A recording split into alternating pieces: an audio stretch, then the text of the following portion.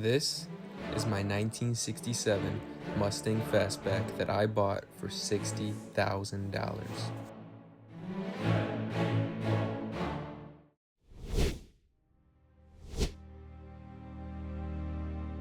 Actually, this is my 1967 Mustang Fastback.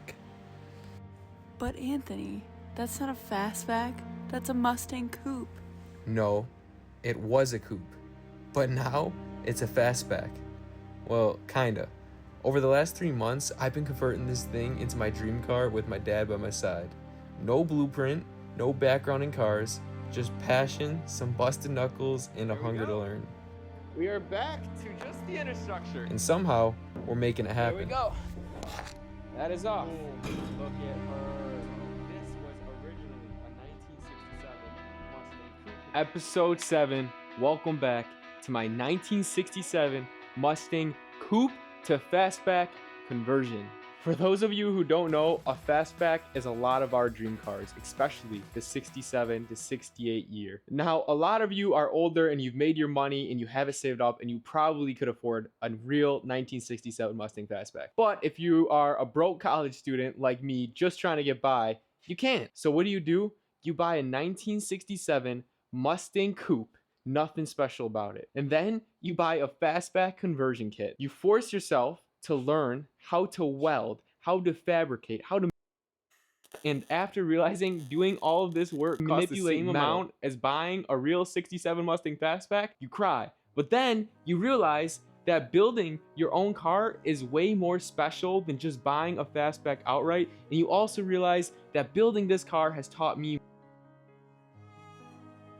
Second, I would have never got so deep into this and learned all of the stuff about cars, have all the tools that I have. And this car right behind me, you see, especially means a ton to me because it's not just a car that I'm building. It's a car that I have and I'm building with my father. And hopefully one day I can work on this with my own son, and it's just a never-ending cycle of father-son relationship building. Welcome freaking back, everyone. Episode 8 of converting my 1967 Mustang Coupe to a Fastback, because I can't afford a Fastback. I'm not rich like you guys, so I have to make up for that and convert it to a Fastback. My uncle is coming in today. He is coming from South Carolina. He's staying in New York for the week, and he's gonna help me work on this car, which is a big deal for me because he's the one who got me into classic cars. He has a 1970 Chevelle. It's mean. It's 700 horsepower, 0 to 60 in 1.9 seconds. Mean car. And he's helping me today, so I have to clean this whole garage because it is a disaster. It's totaled. Your work environment should never, ever be as bad as mine right now. I gotta clean this out before he gets here. It's like 6 a.m. right now, so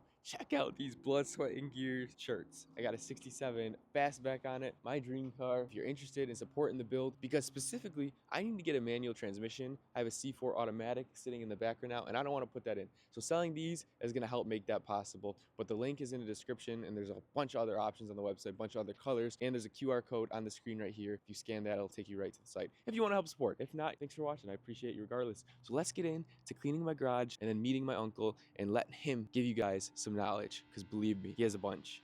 All right, guys. So this is my Uncle Dave, the master diesel mechanic, right? Yeah, 40 years. 40 years. Where'd you work? On buses. 70 Chevelle, big block Chevy, 496, 300 shot of nitrous. Mean car. He has a YouTube channel. You can go watch his video. Yeah. But one of the smartest guys when it comes to cars, knows Yeah. every single thing about it. Yeah. So today he's here for the weekend in Buffalo from South Carolina, visiting family, and he's given a few hours to work on the car with me because he's kind of what got me into classic cars. So Yeah. we're gonna fit the quarter on.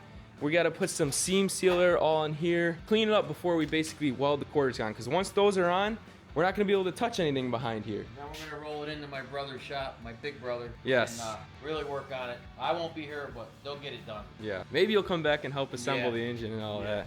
Uncle Dave and I got right into cleaning the paint off this car just so we can start putting seam sealer and priming it. But then we found a spot that required some attention. So my Uncle Dave just noticed a spot on here. This is where the wheelhouse connects to the rocker. We're gonna weld this solid right here because there's no reason, that gap needs to be there for anything. And then it's all welded on the inside right there too. Now this car is my baby, and trusting other people to weld on it is something that is kind of hard for me, but being my uncle and being he has all the years of experience, he started, we dialed in the settings, and he nailed it. Can't see. We started to take turns, so I then went in and finished off the weld. But just the same as there's two sides to every story, there's two sides on every car, so we had to move to the driver's side and weld the same exact spot. This is weld through primer, but it still sucks. Yeah. Just because it's weld through it. Hit it with the wheel once, eh? No, you can't get in where I was. Weld through primer is a paint with a little bit of metal in it that helps stop rusting between two layers of metal, and it's a good way to prevent rust on your car in the future, but just because it's weld through doesn't mean it welds well. So we were struggling trying to get a good connection, so we decided to grind it off. As long as it's held on there. Man, master welder, huh? It's been years. Since you MIG welded? Oh, well, I mean, all the time from now 25, 30 years, never. Do you like stick or MIG better? The stick welding is how I grew up. Yeah. But, you know, the gas welder I like too. Yeah. Yeah. So we decided to actually remove the roof on the car once again to gain access to the metal underneath because we needed to paint it and rust proof it. Now I'm putting down a little seam sealer here where the wheelhouse meets the trunk floor extension because the tire is always going to be shooting up water, especially with my burnouts. So guys, right now we're going to seam seal all in here because this is a spot where the tire will shoot water when you're driving, and it would get all on your quarter panel. And then we'll seam seal it from the other side too. Eastwood makes a really good one. It's gray. Hopefully it's not dried out. $50 for this can. What plant does it smell like? Oh, Just like the factory. Well.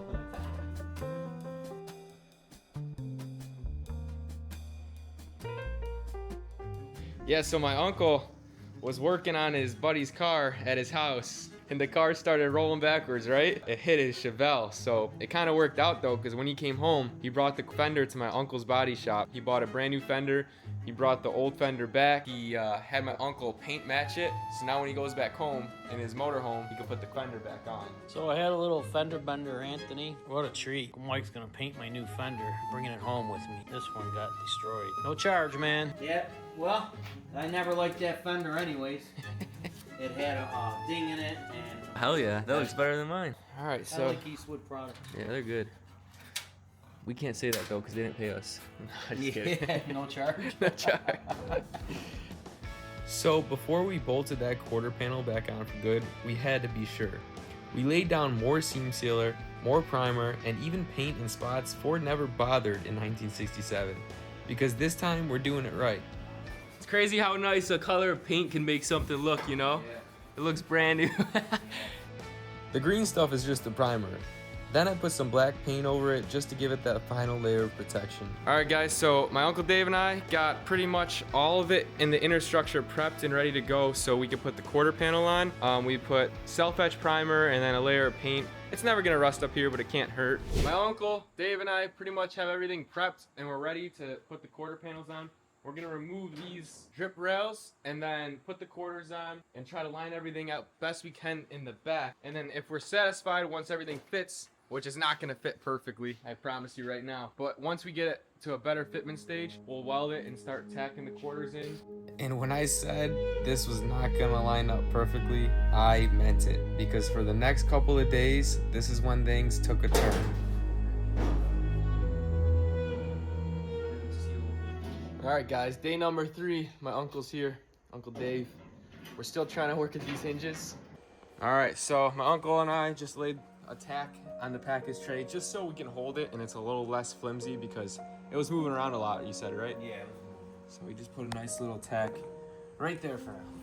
Now I need, Do you ever take measure a little better? yeah, there's 4 of them right here. Oh, Jesus Christ. I'm looking all over. So we're just gonna put the seal back on just so we have something holding the trunk lid on, just so it's not sitting flat against the metal because that's not accurate when it's right there. This car is officially held together with tape and self-tapper screws, but we put this tape on just to hold this seal right here because without it, the trunk kind of sits in the metal and this seal causes a gap. My uncle and I worked at getting this deck lid on for 3 days straight, and what you guys are seeing is the end result when we finally got it somewhat fitting, and without him, this would have never happened. So I'm very thankful. Ooh, yeah, man. Hey, let's go.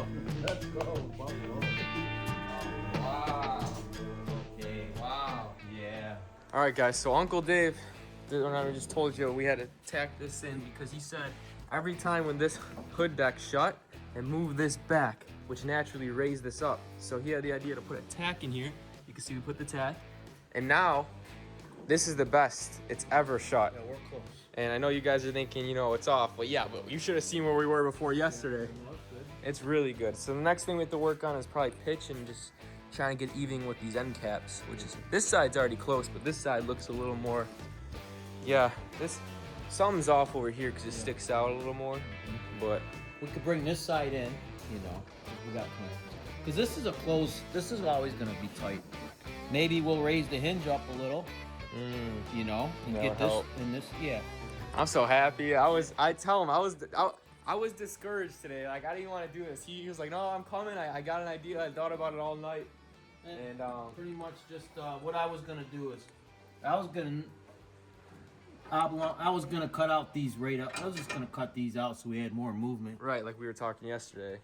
Or we could actually just take one bolt out, tighten it real tight, move this hinge and tack it. Right. We could have tacked it and then drill another hole. You think we still might need to or no? I don't know. We'll play with it. All right. Look at this. Wow. Yeah.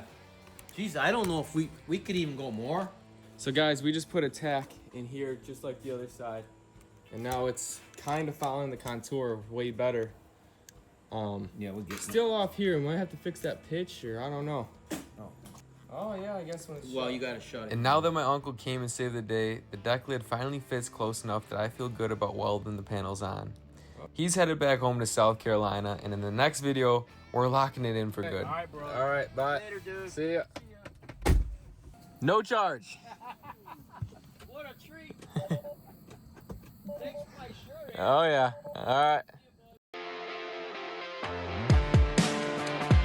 Yeah, there's 4 of them right here. Oh, Jesus Christ.